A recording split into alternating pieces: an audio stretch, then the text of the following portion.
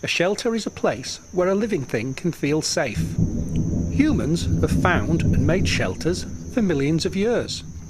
Shelters have enabled humans to travel and live everywhere on Earth, from the cold of the South Pole to the high mountains to baking hot deserts.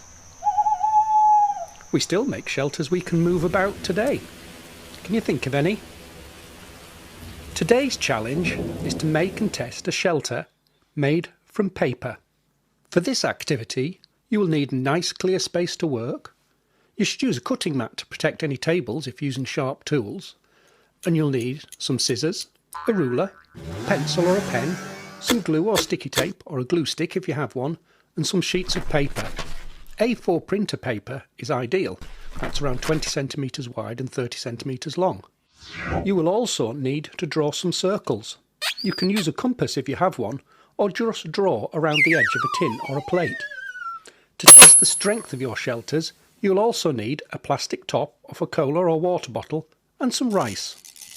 If we're going to make a shelter, we'll need some people to go in it. Here they are. Our paper family's own home has been badly damaged by a terrible storm, and another storm is on the way.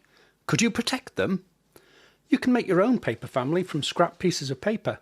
Make them about 5 centimetres tall and 1 centimetre wide. Our family will also need some space to move and do things. That is the floor space of your shelter, a 10 centimetre diameter circle.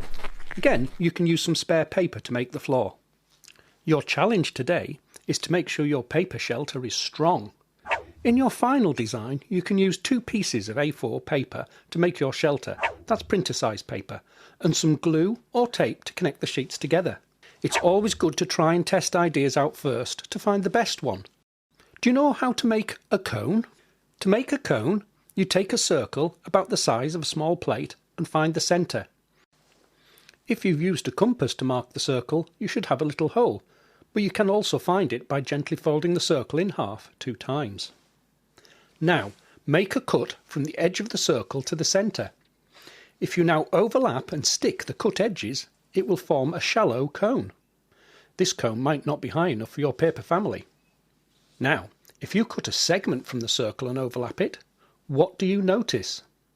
Experiment with different size circles and segment sizes to find a cone that will fit nicely over your paper family and their floor. Is the cone a strong shape? As well as a building's strength, architects need to think about the spaces inside where people move and work, as well as the strength of the building. How much space or volume did your final shelter have inside? Can you make one that's both strong and spacious?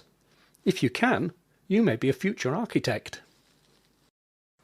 OK, it's time to test our shelter. Make sure our paper family is safely at the side. Get a very light container or fold up some spare paper into a box and rest or hold it gently on top of the shelter. Add bottle caps of rice to the container to see how many bottle caps it takes before the paper shelter begins to fail. Each bottle cap will contain around 5 grams of rice. Add up the number of bottle caps of rice you used and multiply it by 5. That is your score.